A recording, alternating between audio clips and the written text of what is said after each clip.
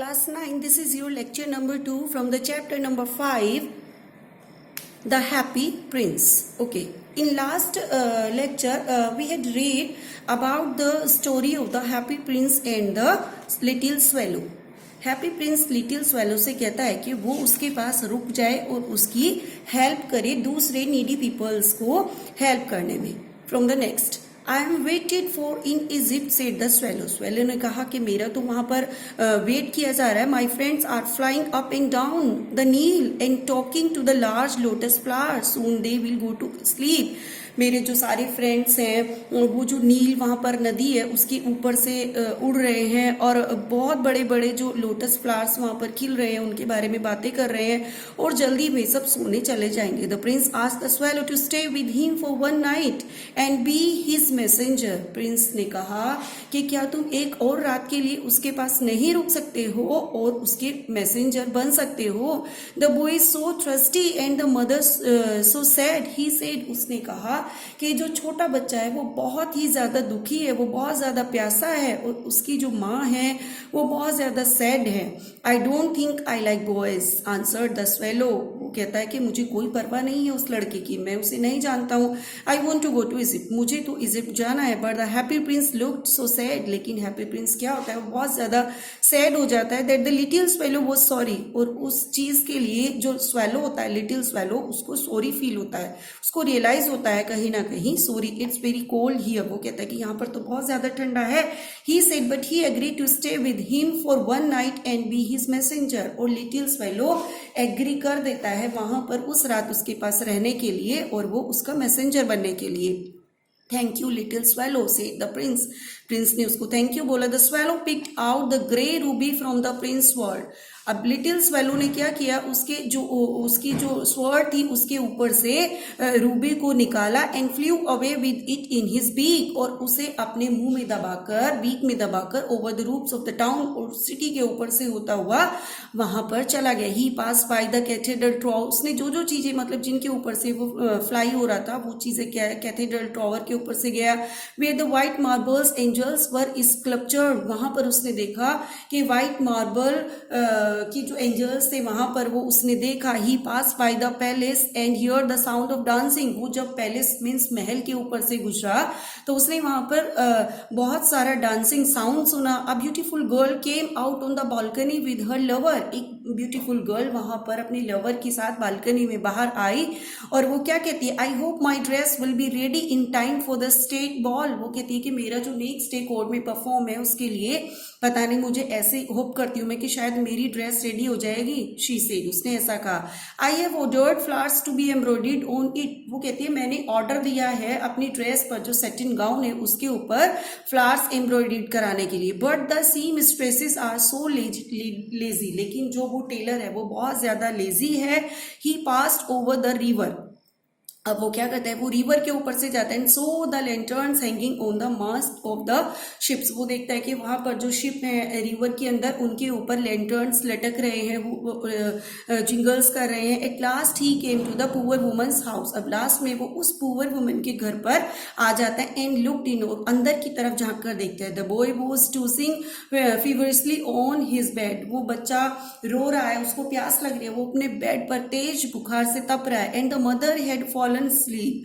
और उसकी माँ जो है वो वहां पर उसके पास बैठी, उसकी शायद आंखें लगे. शी वो सो टायर्ड, क्योंकि वो बहुत ज्यादा थकी हुई थी. इन ही होप्ड, उसे शायद ये उम्मीद थी कि and laid the grey mother had laid the great ruby on the table beside the woman's टिम्बल.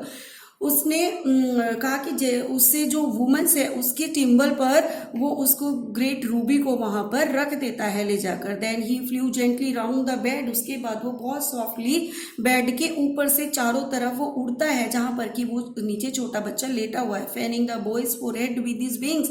और अपने पंखों से उसके माथे पर उनको फिराता है. How cool I feel said the boy. छोटा लड़का कहता है उसे कितना कूल फील हो रहा है. I must be getting better. और उसे बहुत अच्छा फील हो रहा है.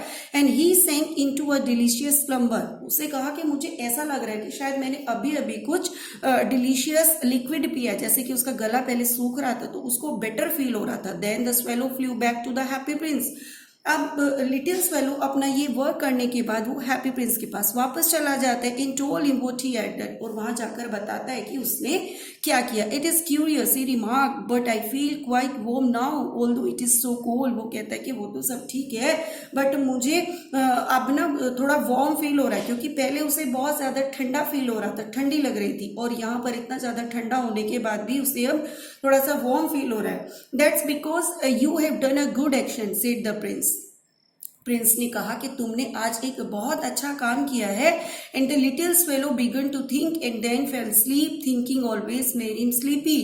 उसने कहा प्रिंस ने कि तुम्हें इसलिए थोड़ा वार्म फील हो रहा है क्योंकि तुमने एक गुड एक्ट किया है, और ये सारी बातों को अपने माइंड में सोचता हुआ वो सो जाता है, और यही सोचते सोचते वो सो जाता है जैसे वो हमेशा सोता है. व्हेन डे ब्रॉक, जब नेक्स्ट डे होता है, he flew down to the river and had a bath. अब वो नेक्स्ट डे रिवर पर जाता है और वहां पर एक बात लेता है. Tonight I go to Egypt. और वो सोच रहा है कि मैं आज रात इजिप्ट के लिए चला जाऊंगा. वो स्वेलो से कहता है. And he was in high spirit at the prospect. और उसके अंदर एक हाई स्पिरिट है अपनी वर्क को लेकर, अपनी जर्नी को लेकर. He visited all the monuments and set a long time on top of the church steeple.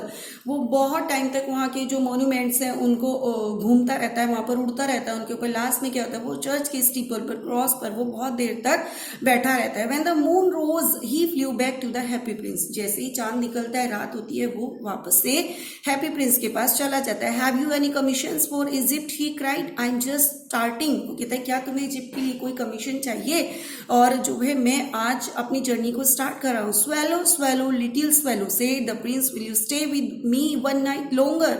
अब वो फिर से हैप्पी प्रिंस उससे रिक्वेस्ट करता है कि स्वेलो क्या तुम एक रात और मेरे पास रुक सकते हो. I am waiting for in Egypt answered the swallow. But swallow का तो आंसर वही होता है कि मेरे जो फ्रेंड है वो मेरा इजिप्ट में वेट कर रहे हैं और मुझे तो वहां पर जाना है. Swallow swallow little swallow said the prince far away cross the city I see a young man in a garret. वो कहता है कि मैंने दूर कहीं पर इस सिटी में एक यंग मैन को देखा है अपने रूम में बैठे हुए. He is leaning over a desk covered with papers. उसके सामने एक पेपर्स का पूरा ढेर लगा हुआ है और वो उन पर कुछ लिख रहा है. And in the glass by his side there is a bunch of withered violets. और वहां पर जो ग्लास में उसका जो पर्स है वो बिल्कुल खाली, वो सूखा हुआ पड़ा हुआ है. His here is brown and crisp. उसके जो बाल है वो ब्राउन है, क्रिस्पी हो गए हैं.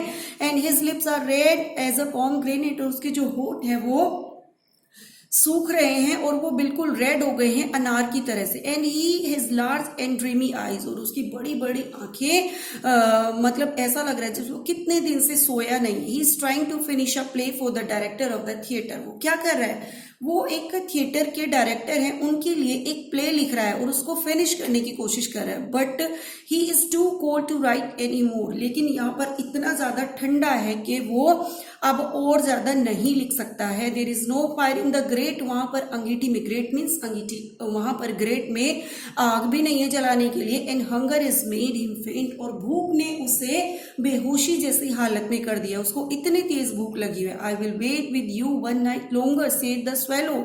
स्वेलो ने कहा कि मैं एक और रात के लिए वेट नहीं करूंगा. Who really had a good heart.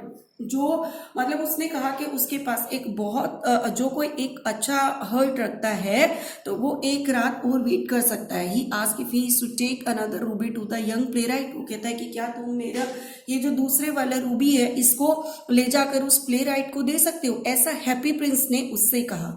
एलस I have no ruby now. वो कहता है कि सेड द प्रिंस. प्रिंस ने कहा, सॉरी यहाँ पर स्वेलो ने कहा कि क्या तुम एक दूसरा रूबी उसके लिए भिजवा सकते हो, उसको दे सकते हो प्ले राइट को. बट यहाँ पर प्रिंस कहता है कि मेरे पास तो अब कोई रूबी नहीं है. माई आईज और all that I have left. मेरे पास बस मेरी आंखें बची हुई हैं जिनमें शेफायर लगा हुआ है. They are made of rare sapphires which were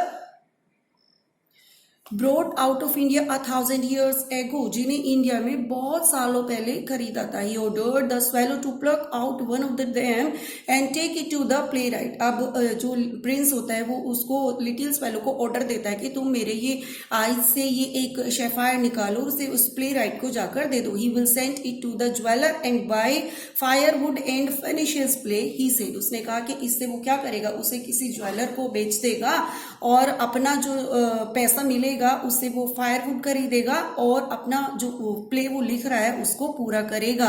dear prince said the swallow I can't do that and he began to weep. उसने कहा लिटिल स्वेलो ने कि डियर प्रिंस मैं ऐसा नहीं कर सकता, और उसने लिटिल स्वेलो ने रोना स्टार्ट कर दिया। Swallow swallow little swallow said the prince do as I command you. वो कहता है स्वेलो स्वेलो तुम ऐसा ही करो जैसा कि मैं तुम्हें ऑर्डर देता हूं।